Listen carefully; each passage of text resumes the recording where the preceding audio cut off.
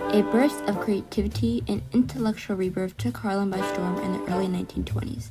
This movement, formerly referred to as the New Negro, was a beacon of Black hope, Black excellence, and became one of the most influential periods in African American history. The Harlem Renaissance was a cultural revival of arts, literature, music, entertainment, and political affirmation in which African Americans reclaimed their pride and notorious ambition. Previously facing adversity in the South, the rebirth of Black pride was a testament to Black people's talents, gifts, optimism, and perseverance in a society that was pitted against them. Their steadfast persistence and steadfast determination broke frontiers that opened new opportunities and laid the foundation for Black Americans today to flourish in the fields of artistic and intellectual self-expression, the Black mecca to art and creativity.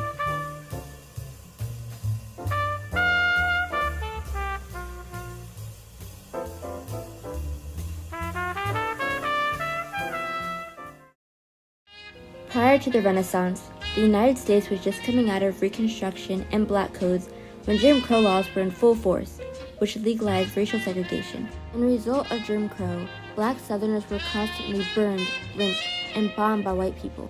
Black people were also constantly being deemed as uneducated, unskilled, and poor.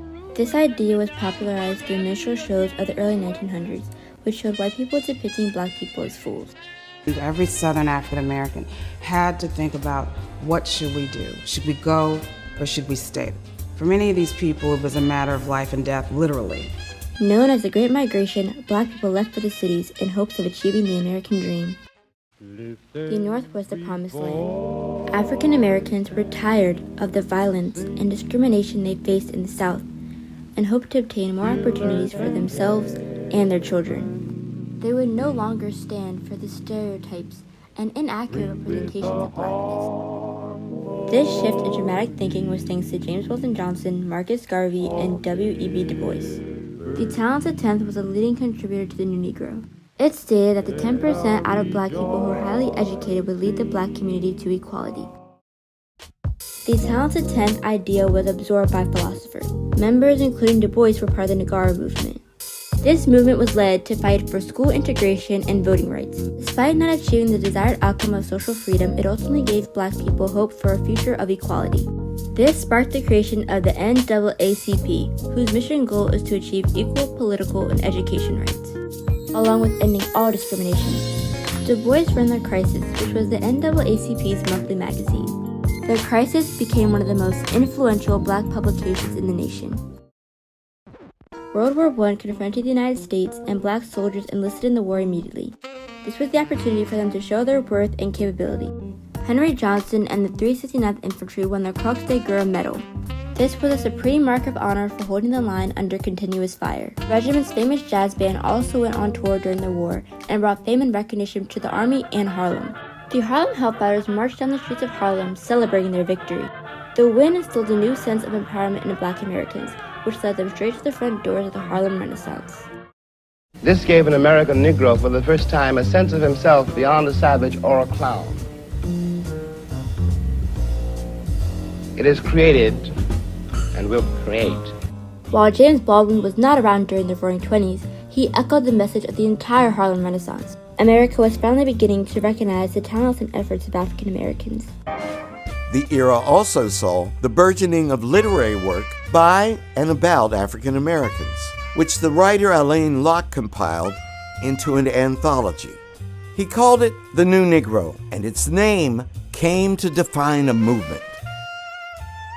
The Harlem Renaissance is a facet of a larger movement that we think of as the New Negro movement, where you have a new generation of Black people, by this point 2 generations out of slavery, using the arts as a way to help people gain broader civil and political rights. The New Negro movement set the literary scene on fire. Black writers were rejecting the stereotypical stories told about them and used it to explore and discover their own authenticity and cultural identity. The rise in Black-owned newspapers helped Black writers gain more recognition, along with the help from civic dinners that were used to help Black writers and artists gain notice from influential publishers and editors. Now Now, ladies and gentlemen, here's one you all can sing with us. When the Saints go marching in.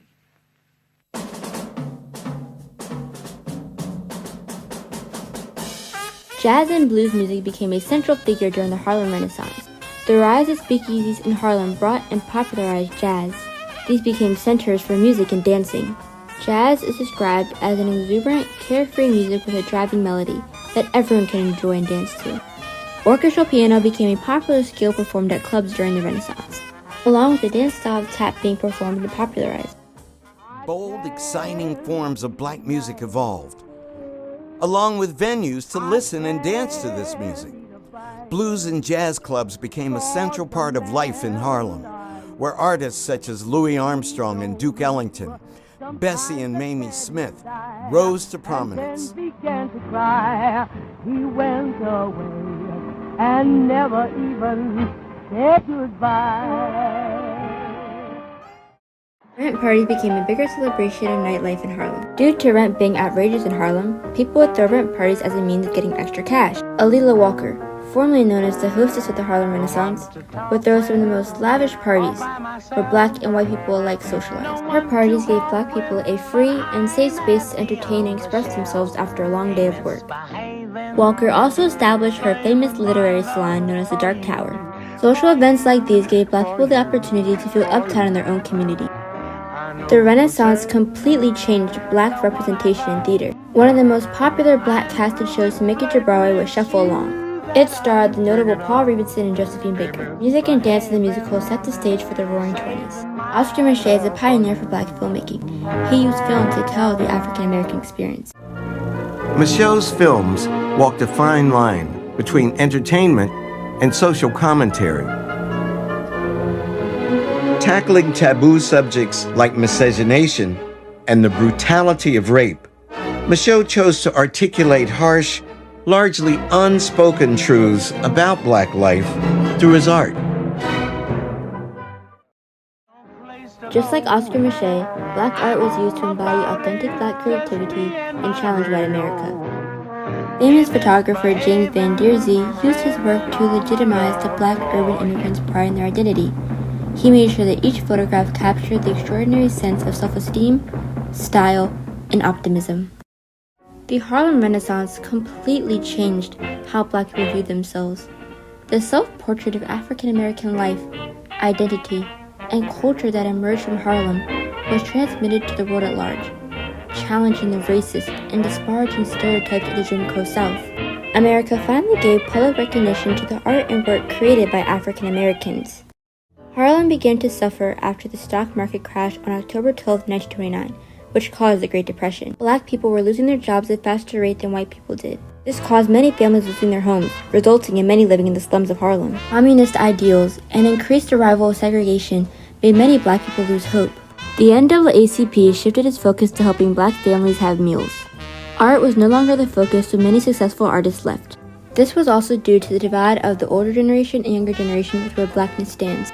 With an overwhelming feeling of bitterness and frustration, the Harlem Riot of 1935 occurred, which sadly marked the end of the Harlem Renaissance. The Harlem Renaissance brought notice to the great works of African American art and inspired and influenced future generations of African American artists and intellectuals. At a time when society was pitted against them, writers, performers, and artists asserted a new pride in being African American. Their outstanding body of work has enriched and inspired American culture.